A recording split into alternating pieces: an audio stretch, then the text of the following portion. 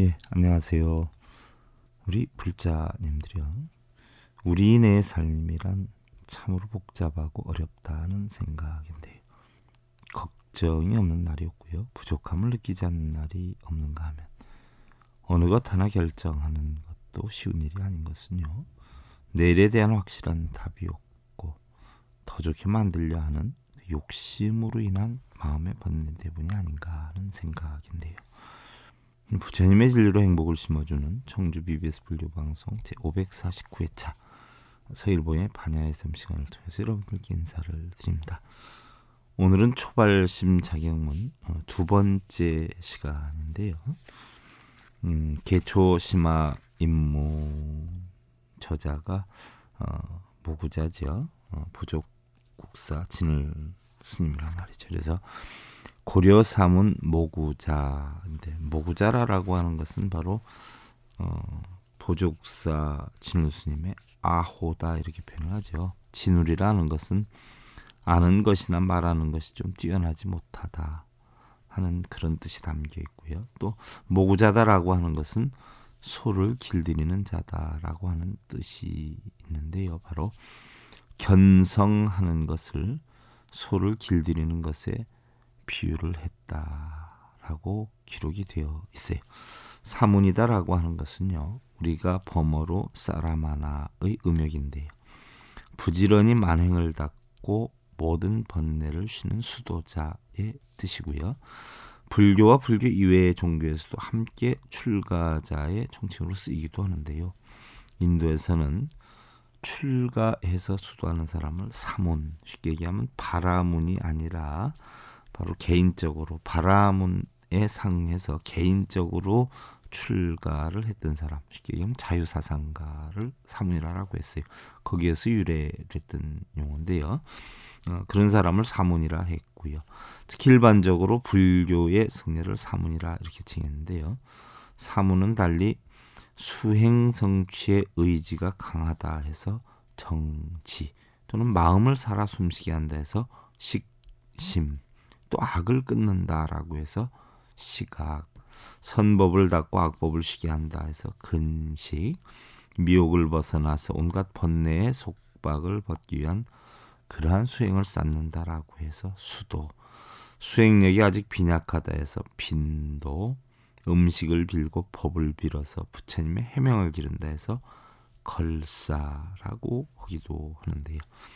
모구자는 바로 보조국사 진울 스님, 1158년에 태어나셔서 1210년에 열반을 하셨는데요. 바로 보조국사 진울 스님의 아호다, 고려 때 경서의 동주, 지금 황해도 서흥군이라 그러는데요. 거기에서 태어나셨는데 속성은 정씨라고 그러죠. 그리고 국학학정, 지금의 국립대학의 조교급이었던 그 아버지의 광우와 개흥문 부인 조씨를 어머니로 해서 의종 12년 1158년에 태어났는데 아는 것이나 말하는 것이 뛰어나지 못하다라고 해서 진울이라 이렇게 불려졌다라고 해요. 그리고 모구자는 소를 길들이는 자다라고 하는 뜻이 있는데요. 바로 견성하는 것을 소를 길들이는 것에 비유를 했다. 이렇게 기록이 되어 있죠.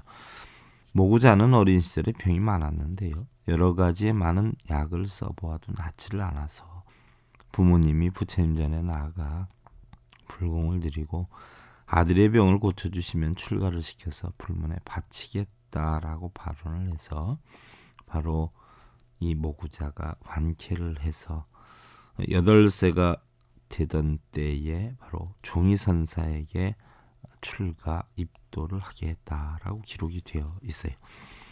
명종 2년인 1182년 25살 때 승과 시험에 대선에 합격을 했는데요.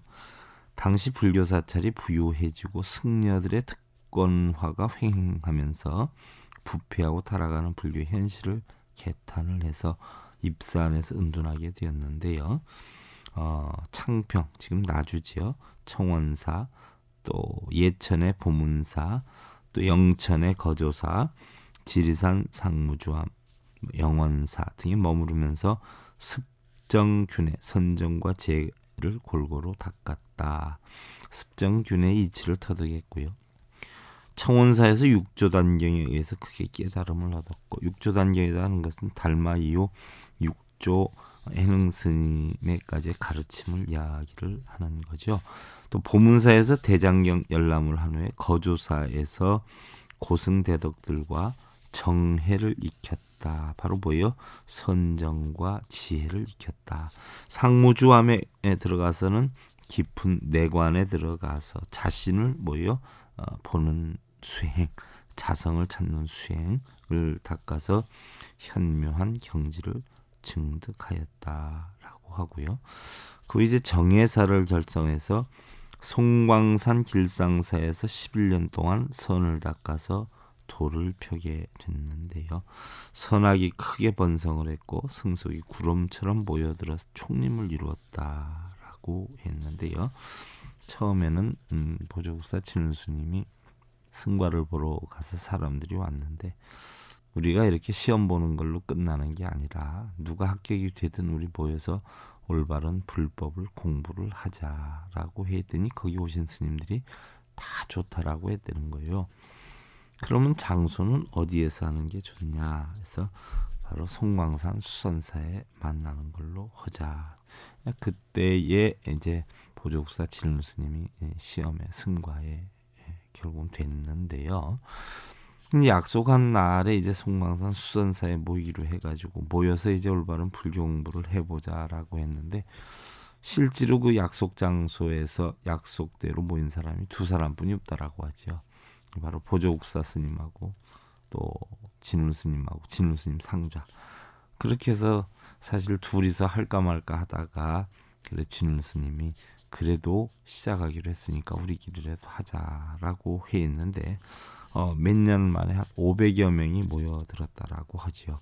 이때 한 500여 명이 모여들었을 때에 보니까 어떻게 돼요?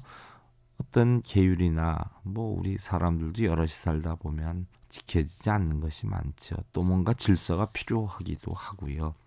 그래서 뭔가 통일시킬 필요성이 있다라고 해가지고 만들어진 게 사실은 개촌심학 입문이다 하는 이야기예요. 또 희종 고려 21대 왕인데요. 희종도 그의 명성을 듣고 절의 이름을 고쳐서 조계산 수선사다라고 친필을 내리고요. 만수가사를 보내왔다라고 기록이 되어 있어요. 진울스님은 고려 희종 6년 1210년 법납 36년 53세 나이로 법상에 올라 설법하다가 주장자를 잡은 데 앉아서 입적하셨고요. 조정에서는 부처님법을 해와 같이 밝고 환하게 비추는 나라의 큰 스승이다 하는 뜻으로 불일 보조국사다라고 시호를 내렸는데요. 저서로 보면은 정해결사문, 또 진심직설, 수심결, 개초심학입문, 법집별행록, 전료병입, 사기, 원돈성불론, 간화결의론, 연불요문, 상당록, 법어, 가송 등이 있는데요. 바로 이 개초심학 입문은 스님이 송광산 길상사에 주석하시는 3년째 되던 해에 지으셨다라고 기록이 되어 있어요. 우리는요, 사람으로 태어나긴 쉬워도 사람답게 사는 건 어렵고요. 불자 되기는 쉬워도 불자답게 수행하는 것은 어렵다 하는 이야기예요. 예불은 우리가 부처님의 덕을 기리는 것이고요. 연불은 부처님 음에 감사하는 것이고요. 지계는 부처님의 행을 따르는 것이고, 독경은 부처님의 교리를 밝히는 것이고, 좌선은 부처님의 경지에 이르는 것이고, 참선은 부처님의 마음에 합하는 것이고, 깨달음은 부처님의 도를 체험하는 것이고, 법문은 부처님의 기대에 부응하는 것이라, 실제인 본체에서는 한 띠끌도 받아들이진 않지만요, 중생을 교화하기 위해서는 한 가지의 법도 버릴 수가 없다. 결국은 이 근본 자체는 하나도 없는 공인데, 결국 뭐예요? 불자님들 근기에 따라서 가르치려고 하니까 어쩔 수가 없다는 이야기예요. 우리 부처님도 여러분들이 눈에 안 보이면 인정을 안 해주잖아요. 그래서 만들어진 게 바로 뭐예요? 천백억 하신 서가모니 불이에요. 그걸 통해 가지고 자기 몸을 수행해서 다지니까 바로 뭐예요? 보신인 도사나불이고요. 그렇게 해서 바른불법을 알겠다라고 해가지고 부처님 교리를 배우게 되지 않아요? 그것이 바로 법신인 비로자나불이죠. 그러나 나중에 깨우침을 얻고 나면은요, 서가모니불도 노사나불도 비로자나불도 다 뭐예요? 공이 되는 것이다. 하나도 없는 것이다는 이야기예요. 행자가 경계할 내용, 개초심학 입문 가운데 처음으로 불문에 들어온 사람에게의 내용 가운데서 행자가 경계할 내용, 누구나 계행을 지키는 사람은 어두운 곳에서 밝은 빛을 만난 것과 같고, 가난한 이가 보배를 얻은 것과 같고, 병든 이가 완쾌한 것과 같고, 갇혔던 이가 자유를 찾은 것과 같고, 조난을 받은 이가 구조를 받은 것과 같다 했는데요. 여러분들 제일 첫 구절이 부초심지인은 이렇게 나가죠. 부초심지는 수원이하고 하고 친근 현선하여 선지지번개찬이라 이렇게 나가는데, 부초심지인은 무릇 처음으로 불문에 들어온 사람은, 발심한 사람은 이런 뜻이 되는데요. 여러분들 사냥꾼이 호랑이를 잡겠다고 산에 오르는 것과 토끼를 잡겠다고 산에 오르는 각오에는 대단한 차이가 있어요. 수행자가 올바른 진리를 얻어서 중생을 구제하려는 자와 자신만의 삶을 추구하려는 자는 비록 껍데기의 승려 복장이 같을지언정 마음의 그릇은 하늘과 땅의 차이가 아닐 수 없다는 이야기예요. 어떻게 돼요? 처음으로 불문에 들어왔으면 어떤 각오로 들어왔는가, 어떤 각오로 수행을 해서 어떻게 살아가겠는가라는 것이 어떻게 다져지느냐에 달라진다는 이야기죠. 심리길을 가는 자와 천리길을 가는 자는 그 첫걸음부터 다르다는 이야기예요. 먼 길을 가는 자는 그 얼마 전부터 마음의 준비와 각오를 단단히 해서 계획을 세우지만요, 가까운 길을 가는 자는 출발하는 날 아침까지도 별 긴장을 하지 않는 것이 일반적이듯이요. 우리의 삶에 있어서도 죽는다 하는 것은 누구나 평등한데요, 죽음에 이르는 여정은 선택하고 판단하는 여건에 따라 다르다는 것이에요.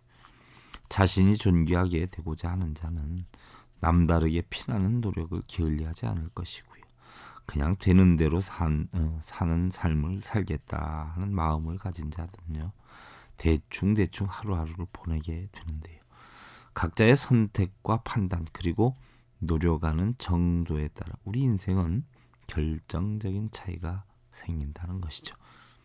또한 우리가 일생을 살아가는 동안에요, 그 추구하는 가치는 그 사람의 인간적인 성숙도에 따라 달라지고요, 또 그 성숙도가 높아짐에 따라 차츰 받는 것에서 주는 것으로 자신의 즐거움보다는 다른 사람에게 즐거움을 주어서 그것으로 자신의 즐거움을 삼는 이성적인 양보아량의 모습으로 변모를 해 가는데, 그것은 자기 자신만의 평안함을 누리기보다는 다소 부족한 사람을 위해서 자신의 정신적, 물질적 능력을 나눠줄 수 있을 때 우리는 보다 값지고 성숙한 인간으로서의 참다운 가치와 삶의 보람을 느낄 수 있게 되기 때문이에요.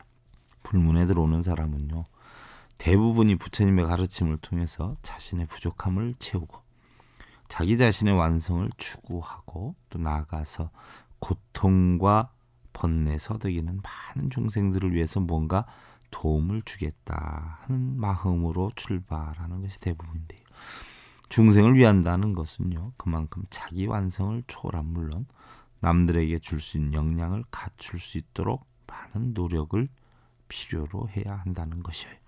그러나 자신의 깨달음에 만족한다거나 삶의 방편으로 혹은 천실의 도피처로 생각을 해서 불문에 입문하는 경우도 없지는 않는데요, 무엇보다 불자로서의 역량은요, 위로는 부처님의 가르침을 익히고 하려는 중생들을 구제하는 상구보리 하와 중생의 이념 구현의 근본적인 목적이 있고요, 이러한 목적을 실현하기 위해서는 천리길을 가는 사람보다 더 많은 각고와 노력으로 능력을 키워야 한다는 것이, 부처님은요 한 톨의 쌀과 콩으로 연명을 하시면서 6년을 고행을 하셨고요, 해가 선사는 눈보라의 혹한 속에서 한쪽 팔을 자르면서까지 달마대사의 제자가 되어서 불법 익히기를 간청을 했어요. 근데 부처님의 깨달음을 얻는 것이 바로 열섬지기의 논에서 바늘을 찾는 것보다 힘이 들더라도 기필코 해야겠다는 각고와 다짐으로 입문을 한다면 적지 않은 결과를 얻을 수 있게 되리라 하는 이야기죠. 사냥꾼이 호랑이를 잡겠다고 산에 오르는 것과 토끼를 잡겠다고 산에 오르는 각오에는 대단한 차이가 있고요. 수행자가 올바른 진리를 얻어서 중생을 구제하려는 자와 자신만의 삶을 추구하려는 자는 비록 껍데기의 승려복장이 같을지언정 마음의 그릇은 하늘과 땅의 차이가 아닐 수 없다는 것이죠. 그래서 처음으로 불문에 입문하는 사람은요, 보다 확실한 의지와 노력으로 수행의 어려움을 극복하기 위한 최선의 노력을 다해야 한다는 것이, 옛말에 바늘도둑이 황소도둑 되고요, 티끌 모아 태산이 된다라고 했듯이 아주 작은 잘못된 생각과 습관이 자신도 모르는 사이에 커다란 낭패를 만드는 경우가 적지 않은 걸 볼 때 불문에 들어오는 사람은요, 처음부터 올바른 마음가짐과 습관을 길들여서 지혜를 터득하고요, 바른 실천행을 갖추고자 노력을 하고 또 경계를 하고 경계를 해야 한다는 이야기. 우리 불자님들이요, 자식을 위해 기도하는 어머니가 자식을 위한다고는 하지만 결국 자신 스스로의 편안함을 만들기 위함이 되죠. 사랑한다는 연인들이 결혼할 때 서로 건강이나 경제적 여건을 따지는 것이 자신의 편안과 행복을 위한 숨어있는 이기적인 욕심이에요. 우리는 각자 그것을 버릴 때 편안함을 얻을 수 있다는 얘기. 여러분들 그동안 관음산 자비정사 서일본이었습니다. 감사드립니다. 여러분 승부하십시오.